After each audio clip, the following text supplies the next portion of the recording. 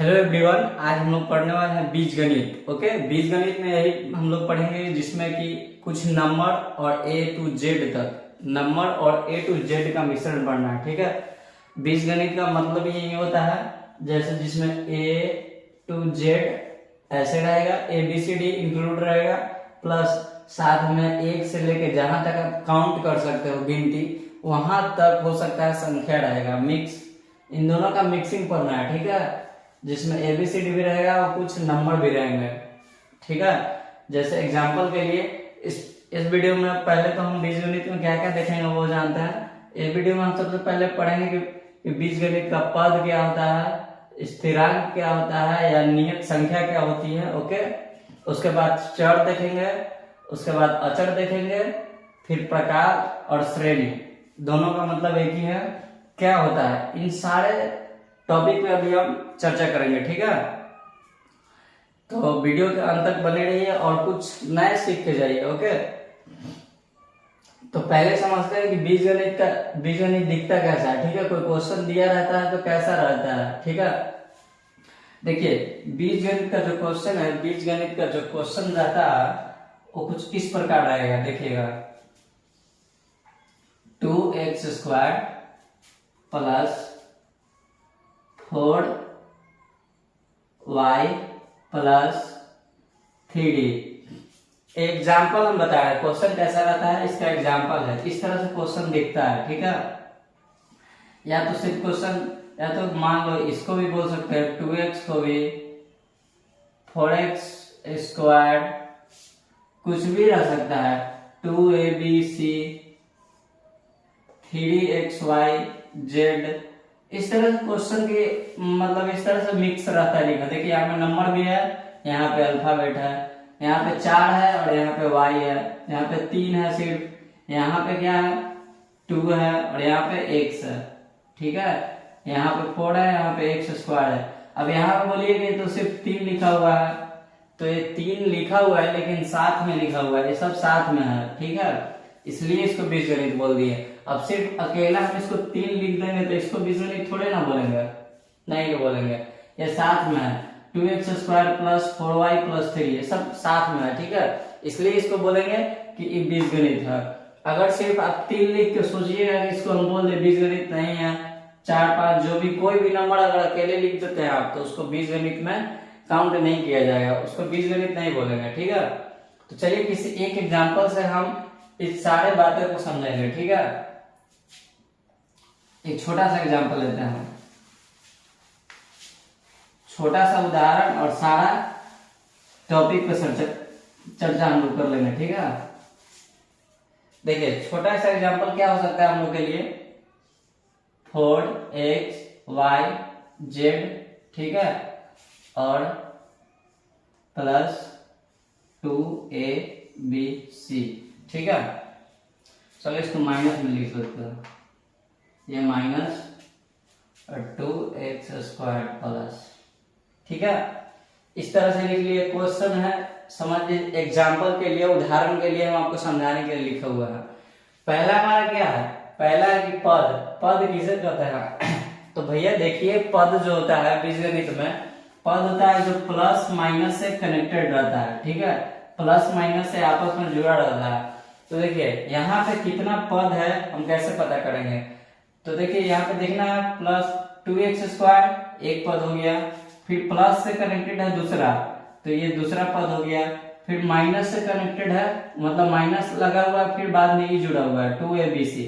तो मतलब हमारे पास एक पद हो गया, ये दूसरा पद हो गया और ये तीसरा पद हो गया।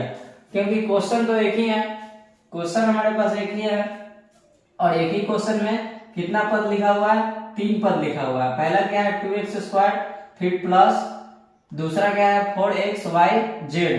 ठीक है, फिर माइनस और 2abc है। ओके, 2abc है, मतलब एक ही क्वेश्चन में हमारे पास कितना पद है, 1 2 3।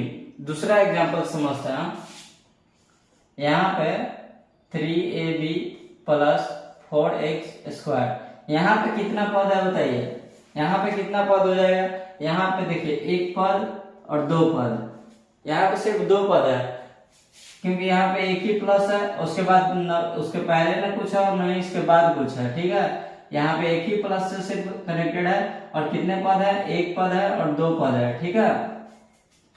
तो इसी तरह से हम पद को समझेंगे। एक क्वेश्चन में कितना पद होगा कैसे पता करेंगे, प्लस और माइनस से, ठीक है। प्लस माइनस से पद हमेशा कनेक्टेड रहता है, जुड़ा रहता है, ठीक है। तो ये तो समझ गए कि पद क्या होता है। पद आपको बिल्कुल समझ में आ गया होगा कि पद किसको बोलेंगे। दूसरा क्वेश्चन चलता है स्थिरांक या नियत संख्या, ठीक है। स्थिरांक और नियत संख्या समझेंगे। देखिए स्थिरांक और नियत संख्या कहने का मतलब होता है, स्थिरांक और नियत संख्या, स्थिरांक और नियत संख्या क्या होगा, ओके। स्थिरांक और नियत संख्या कहने का मतलब वो ऐसा मान जिसको हम चेंज नहीं कर सकते हैं, जिसको हम चेंज बदल नहीं कर सकते हैं, ठीक है। वैसा मान जिसको हम कभी बदल नहीं सकते हैं। तो ऐसा कौन कौन सा मान है यहाँ पे, देखिए इसमें 2 है, इसको आप कभी बदल नहीं सकते हैं। ये 4 है, इसको कभी आप बदल नहीं सकते हैं। इसको 2 है, इसको आप कभी बदल नहीं सकते हैं, ठीक है। और फिर यहाँ पे 3 है इस क्वेश्चन में, और यहाँ पे 4 है। ये सब जो 4, 5, 6 ये सब जितना भी नंबर है आप इसको कभी बदल नहीं सकते हैं, ठीक है। तो 2, 4, 2 ये सब क्या हो गया, स्थिरांक या नियत संख्या है। स्थिरांक और नियत संख्या दोनों में से कोई एक बोलिए, दोनों का बात एक मतलब एक ही है। 2, 4, 2, यहाँ पे 3 और 4 ये सब क्या है, स्थिरांक या तो नियत संख्या, दोनों में से कोई एक बोल दीजिए, वही है, ठीक है। तो आप समझ में आ गया होगा आपको कि नियत संख्या या स्थिरांक किसको कहते हैं, ठीक है। और इस वीडियो में आपको जो भी डाउट हो प्लीज हमको कमेंट करके बताइए, ताकि हम आपसे तो लाइव जुड़े नहीं है कि आप हमको देख रहे हैं, आप हमको देख रहे हैं, तो लाइव जुड़े रहते तो ज्यादा क्लियर रहता है। यहाँ पे लाइव नहीं है, रिकॉर्डेड वीडियो है, ओके। तो देखिए पद क्लियर हो गया, स्थिरांक क्लियर हो गया, ओके। अब अगला में चर को समझता है कि चर किसे कहते हैं। देखिए चर कहने का मतलब ये होता है, चर कहने का मतलब यही है कि एक हम 4xyz लिख दिए, ठीक है।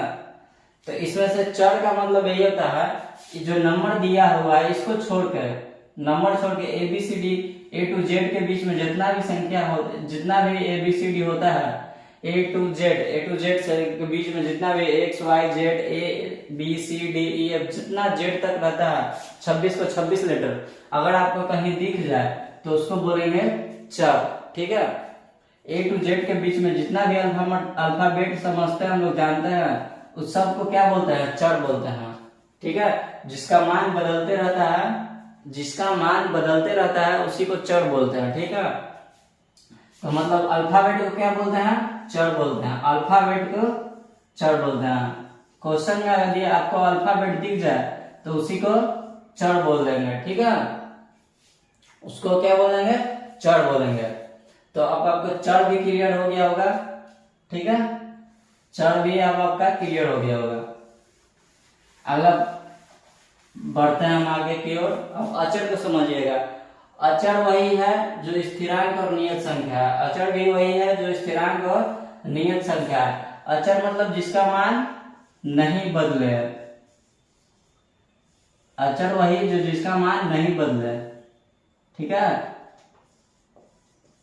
यहाँ पे क्या है, 4 का मान बदल दीजिए कभी भी, 4 तो 4 ही रहेगा। 2 क्या है, 2 को 2 ही रखेंगे, थोड़े ना इसको 2 से 3 बना देंगे, नहीं बना देंगे। तो 4 और 2 क्या है, यहाँ पे अचर है। तो याद रखिएगा नंबर जितना भी रहेगा, जितना भी नंबर होता है, नंबर को क्या बोलेंगे, अचर, ठीक है। नंबर को क्या बोलेंगे, अचर बोल देंगे, अचर। नो डाउट आपको क्लियर हो गया होगा कि अचर किसको कहते हैं, ठीक है।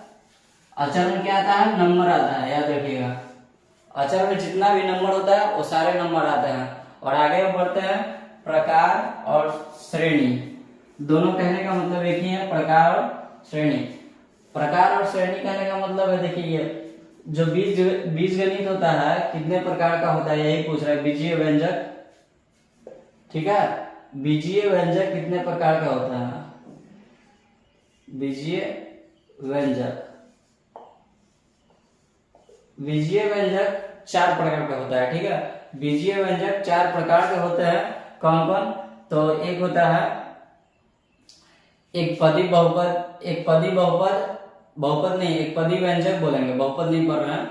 एक पदी व्यंजक बोलेंगे, दूसरा द्विपदी व्यंजक बोलेंगे, त्रिपदी व्यंजक बोलेंगे और फिर बहुपद व्यंजक बोलेंगे, ठीक है। तो ये 4 प्रकार के हमको पढ़ना है। 4 प्रकार का कौन कौन पढ़ना है? पहला एक पदी व्यंजक, ये प्रकार बता रहे हैं कितने प्रकार का होता है। दूसरा द्विपदी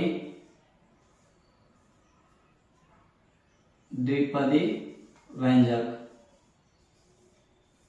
तीसरा त्रिपदी व्यंजक,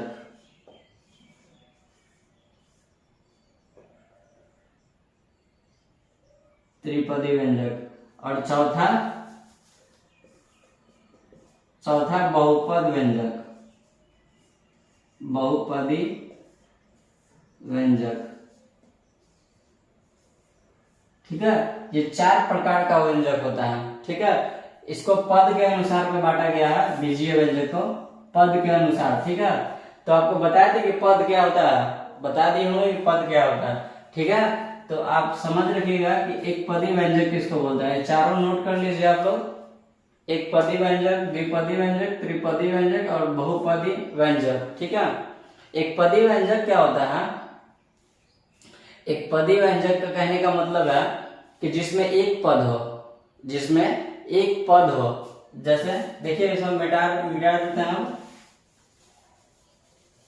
क्योंकि ये सब हम क्लियर कर चुके हैं।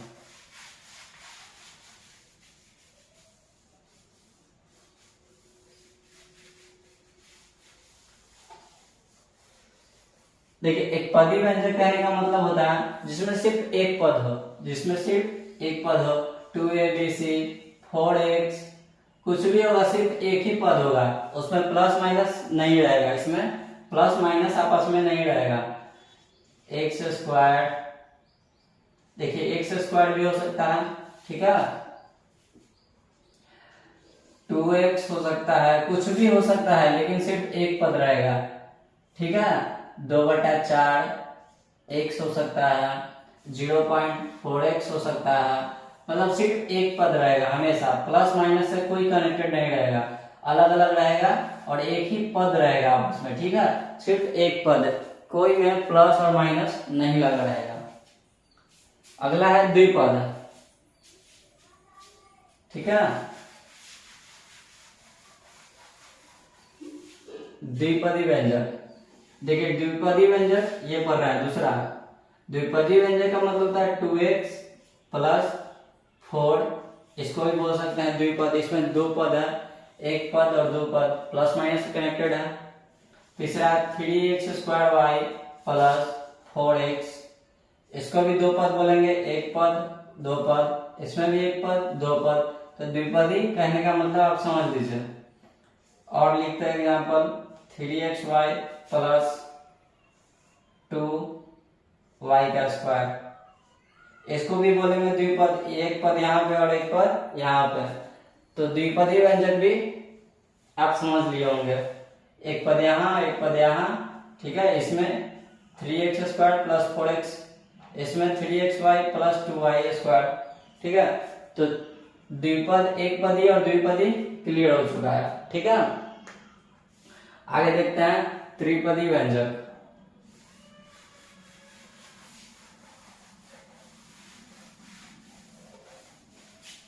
देखिए त्रिपदी व्यंजक क्या होता है, इसमें 3 पद रहेगा। जैसे वो रहेगा 2x² प्लस 4x प्लस 3, पहला एग्जाम्पल। दूसरा एग्जाम्पल रहेगा 4xy plus 2bc plus c, ऐसे कराएगा। हो सकता है 7x² प्लस 2xy प्लस 3, ठीक है। तो ये सब क्या है, ये सब 3 पद है, त्रिपद का एग्जाम्पल है, ठीक है। त्रिपदी व्यंजक। तीसरा एक पद, द्विपद, तीन पद, एक पद, द्वि, तीन, वहाँ एक पद, द्विपद, तीन पद। ठीक है, तो ये सब जो भी एग्जाम्पल अभी हम बता रहे हैं सब तीन पद एग्जाम्पल है। ठीक है, देखिए इसमें एक पद यहाँ हो गया और एक ये और एक ये, सब क्या है प्लस से कनेक्टेड है। मान लो यहाँ पे माइनस कर देते हैं, कोई कोई माइनस से भी कनेक्टेड है। ठीक है, तो इस तरह से एग्जाम्पल आपको रहेगा। ठीक है, समझाने के लिए हमने एग्जाम्पल आपको दिए हैं। ठीक है, अगला है बहुपद। बहुपद का मतलब होता है, बहुपदी व्यंजक का मतलब होता है जिसमें तीन से ज्यादा हो। बहुपदी का मतलब होता है तीन से ज्यादा हो। तीन से ज्यादा क्या हो सकता है? तीन से ज्यादा वाला कैसा एग्जाम्पल रह सकता है? ये तीन से ज्यादा वाला एग्जाम्पल रह सकता है 4x plus 2x y plus 2x y square plus 4y square plus 3 plus 2x square. तो ये सब क्या है? एक पद, द्विपद, तीन पद, चार पद, पांच पद, छह पद। छह पद हो गया, तो इसको क्या बोलते हैं? बहुपद बोलते हैं। जैसे ही तीन पद से हमको ज्यादा मिलेगा, जैसे ही तीन पद से हम ज्यादा देखेंगे उसको क्या बोलेंगे? बहुपद। यहीं तक नहीं है ये, यहाँ से देखिए फिर यहाँ भी प्लस है। इसमें एक साथ क्वेश्चन है, एक ही क्वेश्चन है सिर्फ, ये सारा एक क्वेश्चन है। ठीक है, सब एक साथ लिखा हुआ है, तो मतलब इसमें तीन पद से ज्यादा दिया हुआ है। ठीक है, तीन पद से ज्यादा दिया हुआ है, इसलिए इसको बोलेंगे बहुपद व्यंजक। एक और क्वेश्चन ले लेते हैं आपके लिए। 4x square plus 9xy plus 2x plus 4abc plus 5x। ठीक है, तो 1 2 3 4 5, देखिए यहाँ पे 5 पद हो गया, तो इसको क्या बोलेंगे? बहुपद व्यंजक बहुपदी व्यंजक बोलेंगे। ठीक है, तो आज हम इस वीडियो में समझे पद क्या होता है, स्थिरांक क्या होता है, और उसके बाद हम लोग देखे चर क्या होता है, अचर क्या होता है, फिर बीजीय व्यंजक का प्रकार देख लिया। प्रकार कितने प्रकार का होते हैं? तीन प्रकार के, एक पदी, द्विपदी, त्रिपदी और चौथा बहुपदी। और इसके उदाहरण भी देख लिए, एग्जाम्पल, इसका मतलब एग्जाम्पल के साथ समझ लिए। तो मिलते हैं अगले वीडियो में इसी टॉपिक को लेकर, ये जिसमें गुणनखंड और उसका घात, यही सब पढ़ना है, और घातांक जो भी है अगला वीडियो में पढ़ेंगे। ठीक है, बस रिलेटेड इसी से है, उसमें पढ़ना हम लोग को गुणनखंड, पद में गुणांक, और पद गुणनखंड और पद में गुणांक हो गया, और फिर घात पढ़ना है। ठीक है, ये तीन टॉपिक इसी का पढ़ना है, लेकिन अब गुणनखंड के लिए पढ़ना है। ठीक है, वो ये जोड़ घटाव के लिए था, वो अगला गुणा के लिए रहेगा। ठीक है, थैंक यू।